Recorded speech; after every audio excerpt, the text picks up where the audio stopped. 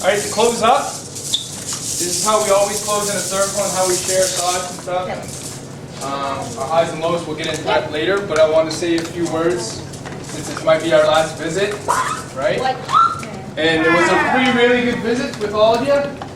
I'm glad you all came out for all three of them. Some of you just joined us today. I'm really happy there's a lot more new kids joining the center.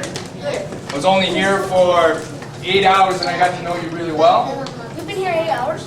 Most of you. We had 3 visits. I got to see you grow and work on some of the challenges that you had, focus, teamwork, cooperation, participation, encouraging other people, being young role models to your little brother, to your friend, right? And working together. It's really inspiring to see from a group like you. I just want to say a few words before I close and turn it over to Willow and Ariel for our evaluation. I wanted to share a story with you. If you bear with me, to show some respect, I'm going to read it to you. I wrote it down. And it's a story that's really meaningful to me. When I grew up, when I was young, and that got me through a lot of tough times. It's called Too Small for the World. It was a story about a little boy, about your age, and every day he watched his mother and father fight, argue, his brothers and sisters. He's always fought with them. He'd wake up in the morning, to loud music vibrating off the floor because of parties. He'd find strangers in his house, getting up in the morning, going to school, and people he didn't know that were his parents, his friends. This was strange for him to see. And like any young kid, he didn't know how to react. He was too young. He didn't know whether he was supposed to be scared or frustrated. Instead, he was really, confused. Being young, not knowing how to feel. And so what he did, he started hanging out late at night. And later, sometimes hanging out all night to sunrise. And his parents really didn't care either, so he constantly kept doing it. Then he started, hanging out with friends. He met friends that were hanging out as late as he was. And of course, he didn't want to go home because this was his sense of freedom. He could do whatever he wanted, He could stay out late, and it provided him a sense of peace, right? And that home wasn't starting to feel like home anymore. So his fun was happening outside of the household, away from his family.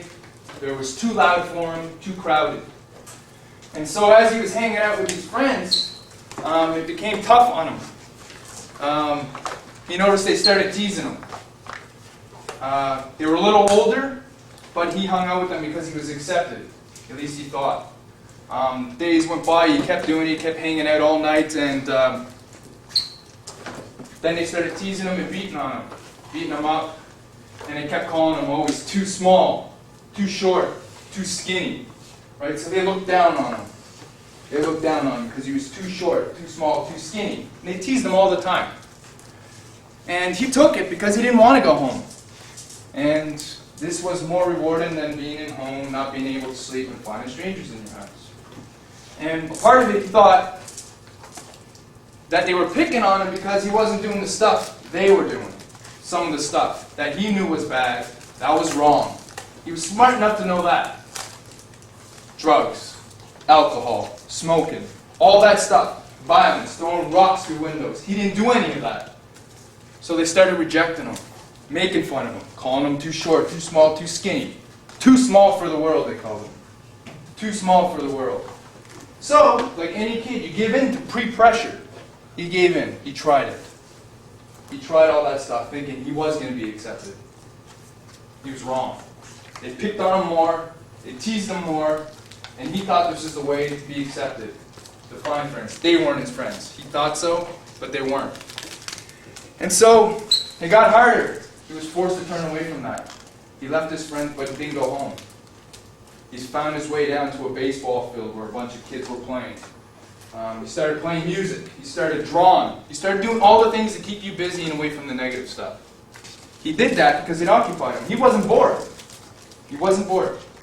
So he found something that he was good at, that he was getting better at. And as days went by, years went by, he kept doing this. He got older. And he got better at sports. He was happier. He was healthier.